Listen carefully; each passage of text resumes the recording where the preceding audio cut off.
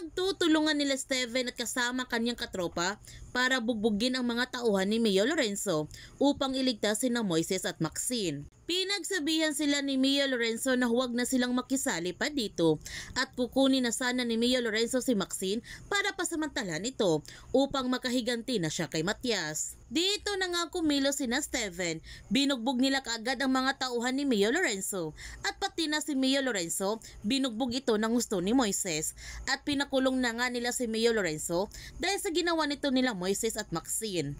Habang abalang mga kaibigan ni Moises na ipakulong si Mio Lorenzo, ito na ang pagkakataon ni Moises na umalis para masimulan na niya kanyang paghihiganti sa mga sagrado. Humingi ng tulong si Mio Lorenzo kay Jaime na ilabas sila sa kulungan at nangako siya nito na kapag nakalaya na siya, dadalhin niya si Moises sa kanya dahil alam niya kung nasaan ito. Pero hindi tinulungan ni Jaime si Mio Lorenzo dahil kapag tinulungan niya ito, mas lalong masisira ang kanyang pangalan. Nag-alala ng gusto si Maxine dahil itinuloy pa rin ni Moises ang kanyang paghiganti sa mga sagrado.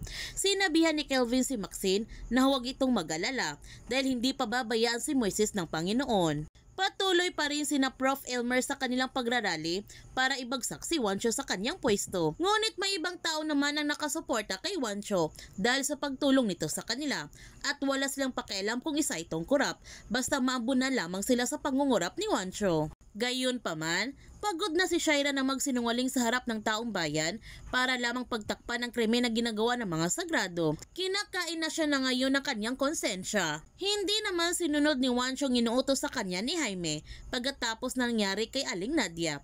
At kapag may nasaktan ulit sa mga nagrarally, mas lalo lamang sila lalakas ng loob para ipatuloy ang kanilang ipinaglaban. Kaya nagalit ng gusto si Jaime dahil hindi sinunod ni Juancho ang kanyang inuutos at sinabihan pa niya ito na isa talaga siyang inutil at walang silbi para sa kanya. Nagulat naman si Jaime nung pumunta sa kanya si Rafael. Nagtanong kagad si Rafael sa kanyang papa Jaime kung nasaan si Moises. Napabilib si Jaime kay Moises dahil isa itong fugitive nang dahil sa kanya kaya nakakulong ngayon si Mio Lorenzo.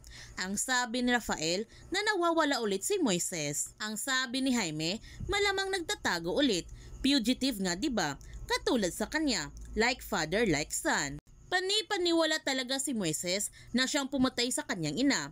Nagtanong si Rafael sa kanyang papa Jaime na siya bang nagpapatay kay Christine. Dito na nga sinabi ni Jaime kay Rafael ang pumatay kay Christine ay walang iba kundi si Mercedes. Sinabihan pa niya si Rafael na huwag na itong umasa pa na malilinis ang pangalan ni Moises dahil habang buhay na isusumpa ni Moises ang dugong sagrado na dumadaloy sa kanyang katawan dahil si Rafael ang kanyang ama. Sasaktan na sana ni Rafael ang kanyang papa Jaime dahil sa kasinungalingan niyang sinasabi kay Moises, ngunit hindi natuloy dahil may kunti pa siyang natitira na respeto sa kanyang papa Jaime. Ang sabi ni Jaime na wala sa kanyang hinahanap pero total nagbalik na rin siya, bakit hindi na lamang niya ayusin ang relasyon niya kay Justin. Magiging ama na si Justin dahil buntis si Felicia at madagdagan na naman ang mga sagrado. Mas makakabuti talaga kung ayusin niya ang relasyon niya kay Justin. Total si Justin naman ang magtutuloy sa family legacy. Ang galit na sabi ni Rafael na anong family legacy? Wala na lahat. Noong nakita ni Rafael ang pagmumukha ni Mercedes, kinamumuhian niya ito ng gusto dahil sa pagpatay niya kay Christine. Pero walang kamalay-malay si Rafael na papunta ng mga tauhan ni General Arevalo sa mansyon ni Jaime para hulihin siya. Makakalabas pa kaya si Rafael ng buhay sa mansyon ni Jaime? Yan ang ating aabangan sa Pamilya Sagrado.